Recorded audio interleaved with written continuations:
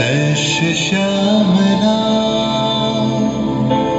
सस्य श्यामला मातरम वंदे मातरम।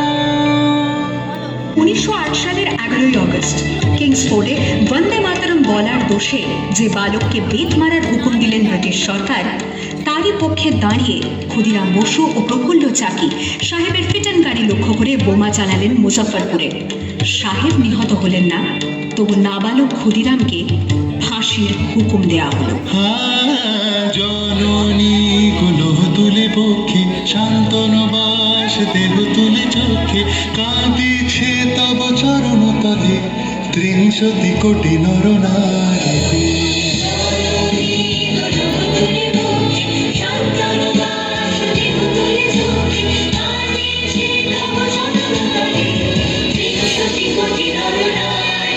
যারা স্বর্গগত তারা এখনো জানে স্বর্গের চেয়ে প্রিয় জন্মভূমি এসব স্বদেশ প্রতের মহাদেশ সেই মৃত্যুর চরম ছবি। যারা জীর্ণ জাতির বুকে জাগালো আশা মন মলিন মুখে জাগালো ভাষা।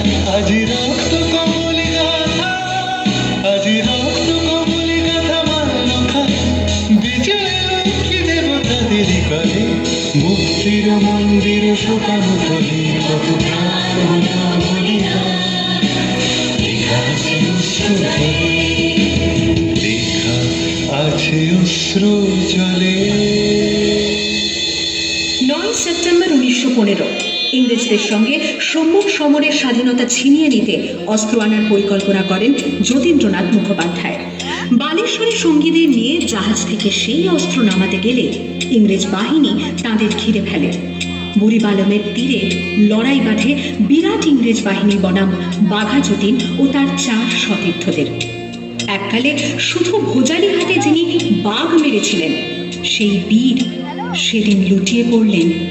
আমি হাসি হাসি পড়ব ফাঁসি দেখবে ভারতবাসী ও মা হাসি হাসি পড়ব ফাঁসি দেখবে ভারতবাসী।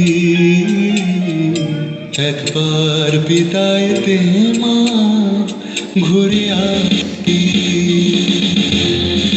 18 এপ্রিল 1918 মাস্টারদা সূর্য সেন ও তাঁর 65 জন শিষ্য মিলে পরিকল্পনা করে চট্টগ্রামে ব্রিটিশ পুলিশের অস্ত্রাগার লুট করেন এবং তারপরে লুকিয়ে আশ্রয় নেন জালালাবাদ পাহাড়ে।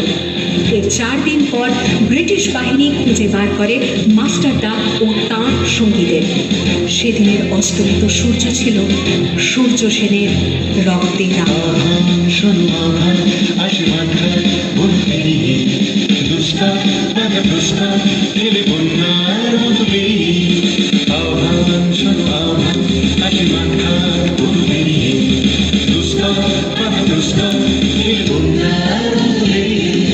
যুগ সঞ্চিত শক্তি দিয়েছে সারা হিমগিরি সমলকি সূর্যের ইশারা যাত্রা শুরু ছুটি দুর্বার বেগে তটি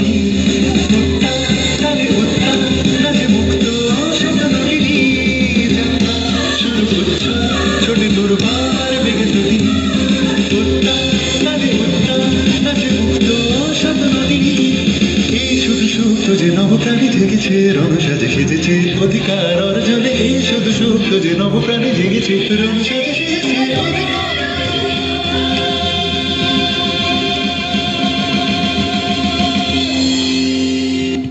বন্দে